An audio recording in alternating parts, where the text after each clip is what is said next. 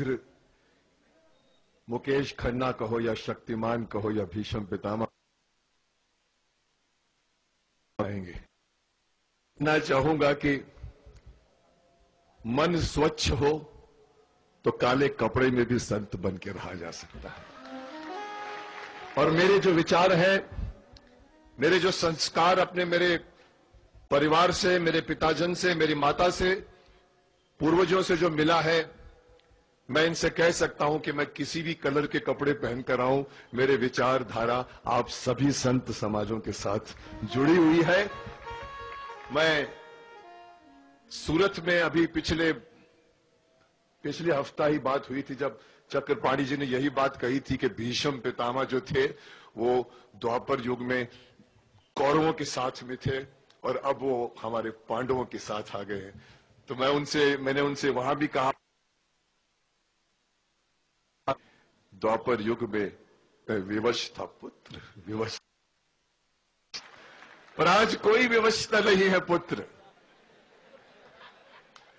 आज जिस ओर सच्चाई है, जिस ओर देशभक्ति है, जिस ओर सच्ची बात है, मुकेश खन्ना उसके साथ है, शक्तिमान उसके साथ है, भीष्म पितामह उसके साथ है।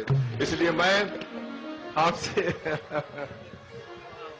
मैं इनके साथ हूं और मैं इन्हें भीष्म पितामह की तरफ से वो आशीर्वाद देना चाहूंगा जो अपने प्रिय अनुज अर्जुन को दिया करते थे, विजयी भव पुत्र विजयी।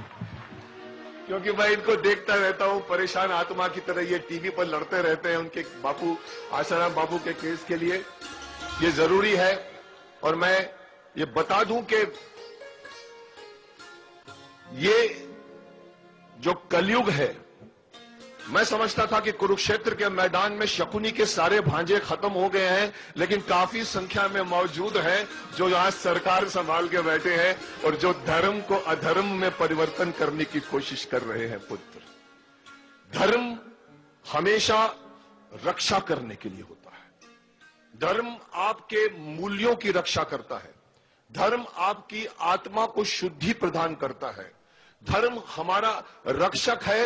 और आज मुझे दुखित हृदय से यह कहना पड़ता है कि हमारे इस देश में हम संत समाजों को मिलकर धर्म रक्षक मंच बनाने की आवश्यकता पड़ रही है। यह बहुत ही चिंता का विषय है। मैं कहता हूं पुत्र, मैंने हस्तिनापुर की राजनीति भी देखी है पुत्र, और आज की राजनीति भी देख रहा हूं पुत्र। मैं कभी कभी समझता था कि शकुनी कभी कभी ऊपर बैठ के सोचता है कि आज का शकुनी उससे भी ज्यादा काहिया हो गया है, और आज का दुर्योधन उस दुर्योधन से ज्यादा दुष्ट हो गया है पुत्र। इसलिए मुझे किसी नेता से जो 5 साल तक अपनी कुर्सी पकड़कर बैठने का प्रयत्न करते रहते हैं, जिन्हें आप बुलाओ, नेताजी आइए हमारी प्रॉब्लम है, तो आते हैं, साथ में अपनी कुर्सी उठा के लाते हैं ऐसे ऐसे करके। वो क्या आपकी सुनेगा, क्या आपकी सेवा करेगा? अगर कोई सुनेगा, अगर कोई आपको सलाह देगा, अगर आपके दुखों का निवारण कोई करेगा, तो वो है संत। और मैं ये फख्र से कहना चाहूंगा कि हिंदुस्तान एक ऐसा देश है जिसने दुनिया भर के सभी देशों से ज्यादा संत दिए हैं। इतने संत किसी और मुल्क में, किसी और देश ने नहीं दिए, किसी और राष्ट्र ने दिए हैं। हमारा देश संतों का देश है, हमारा देश संतों का पूजनीय देश है। और हम ये कहना चाहते हैं, और मैं ये दुखित हृदय से कहना चाहता हूं कि काफी शकुनी के भांजे संतों का अपमान करने पर तुले हुए हैं। वो गलत है। इसीलिए मैंने चक्रपाणी जी से कहा था कि आज मैं विवश नहीं हूं, मुझे सच्चाई आपकी तरफ नजर आ रही है, इसलिए मैं आपकी तरफ आया हूं। और यह भी बता दूं कि मैं विवश नहीं हूं और दुर्योधन के साथ नहीं था, कौरवों के साथ नहीं हूं, इसलिए मैं कर्ण को भी उठा के लाया हूं और अर्जुन को भी उठा के लाया हूं। एक पांडव में बैठे रहते थे, एक जो कौरवों में, लेकिन आज हम तीनों एक साथ में आए हैं, तो आप समझ सकते हैं कि हम सब आपके साथ हैं। और मैं आप लोगों को शक्तिमान की तरफ से थोड़ी शक्ति प्रदान करना चाहूंगा। वैसे तो मैं जानता हूं, इवन चक्रपाणी जी ने भी सूरत में कहा था कि हमारे शक्तिमान आज हमारे साथ हैं, वो चाहे तो उड़ के जाकर जोधपुर जेल से आसाराम बापू को निकाल के ला सकते हैं। परंतु फिर वही परंतु, उन्होंने बहुत अच्छा कहा कि आज के युग में आशाराम बापूजी खुद सबसे बड़े शक्तिमान हैं। मैं इनकी व्यथा देख रहा हूं। पुत्र, मैं आपको बताऊं, कलयुग, हम द्वापर युग में थे, कर्ण द्वापर युग में था, अर्जुन द्वापर युग में था। ये जो युग होता है, जब कलयुग में युग पहुंचता है तो 3 पैरों पर, युग हमेशा 4 पैरों पर खड़ा रहता है। सतयुग में 3 पैरों पर धर्म होता है, 1 पैर में अधर्म होता है। त्रेता युग में 3 पैर के बाद 1 पैर पर, 2 पैर पर अधर्म घुस जाता है, 2 पैर पर धर्म रहता है। और आज कलयुग में 3 पैरों पर अधर्म का वास हो गया है, 1 पैर पर सिर्फ धर्म का वास है। इसीलिए आज आपको सत्संग की आवश्यकता है। सबसे बड़ी चीज आज जो जरूरी है, अच्छे लोगों के साथ उठिए बैठिए। मैं देश के बच्चों को कहता हूं, संगत अच्छी रखिए। कलयुग में अधर्म, बच्चों की लैंग्वेज में मैं उन्हें बताता हूं कि किल्विश का अंधेरा नहीं छाएगा। मुझे आज भी बच्चे पूछते किल्विश कब मरेगा, और किल्विश तब मरेगा जब लोगों के अंदर का पाप निकलेगा। और आज अंधेरा अपना राज फैलाने की कोशिश कर रहा है। जगह जगह आप देखते हैं संतों के साथ किस तरह का व्यवहार किया जाता है। मैं इसके पूरा खिलाफ हूं। मैं यही कहना चाहता हूं कि आप देखिए, एक अमेरिका में हमारे देश की एक राजनयिका को अमेरिका ने उस पर आरोप लगाया। उसके बाद उसके साथ जो ट्रीटमेंट हुआ, उसके खिलाफ पूरा देश खड़ा हो गया है। हमारे विदेश मंत्री खड़े हो गए कि हम इस अपमान का बदला लेंगे और अमेरिका को झूठ इस बात के लिए माफी मांगनी पड़ेगी। मैं कहता हूं पुत्र, ये संत हमारे संस्कृति के राजनयिक हैं।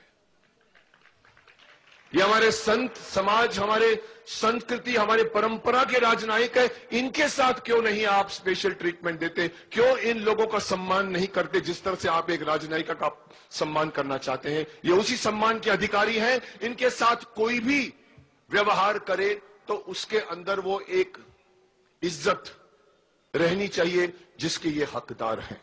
इसलिए मैं कहूंगा, मैं देख रहा हूं आप लोगों की शक्ति विशाल है, आप भक्तों की शक्ति को मैं देख रहा हूं। मुझे जरूरी नहीं है शक्तिमान की मैं कोई शक्ति आप लोगों को प्रदान करूं, क्योंकि आप पहले से ही शक्तिमान हैं और आपके अंदर जोश है और आप आगे बढ़िए। मैं आप लोगों के साथ हूं। भीष्म पितामह आप लोगों के साथ है, मुकेश खन्ना आपके साथ है। जब जब आपको मेरी जरूरत पड़ेगी मैं आप लोगों के साथ आऊंगा। पर यही कहना चाहूंगा कि आप लड़ते रहिए, क्योंकि ये युग संघर्ष का युग है। इस संघर्ष में हमेशा सत्य की जीत होती है, असत्य की पराजय होती है। और सत्य आप लोगों के साथ है तो आप लोगों की जीत होगी। Thank you very very much.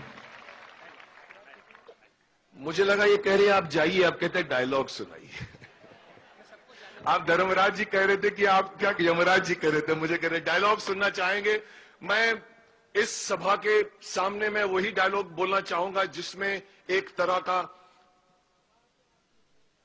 दरबार के अंदर धृतराष्ट्र ने विदुर का अपमान किया था। आज आपके सामने आपके गुरु का अपमान हो रहा है। इसलिए मैं वही डायलॉग सुनाना चाहूंगा जिसमें भीष्म पितामह धृतराष्ट्र के सामने पहुंचते हैं और कहते हैं, धृतराष्ट्र धृतराष्ट्र धृतराष्ट्र, क्या तुमने ये निर्णय लिया है कि तुम हस्तिनापुर का विनाश किए बिना नहीं रहोगे? अरे पुत्र, जिस सिंहासन पर बैठे हो उसके नीचे तो हाथ न जलाओ। ये सिंहासन जल जाएगा ये सिंहासन। पर मुझसे भूल क्या हुई है तातश्री? भूल? यदि तुम ये नहीं जानते कि तुमसे क्या भूल हुई है तो तुम राजा बनने के योग्य नहीं हो। वो एक व्यक्ति जो तुम्हारे सामने सर उठाकर सच बोल सकता था, तुमने उसे भी निकाल दिया। अरे मूर्ख, सत्य चाहे कितना ही कड़वा क्यों न हो, सत्य फिर भी सत्य होगा। सत्य को सुनने, उससे सीखने और स्वीकार करने का साहस कर। भेज किसी को विदुर के पास तो बुला भेज। यदि वो नहीं आया तो हस्तिनापुर में फिर कभी सूर्य उदय नहीं होगा। ये राजभवन तुम्हारे समेत अंधकार के गर्त में डूब जाएगा हस्तिनापुर भी, डूब जाएगा जोधपुर भी।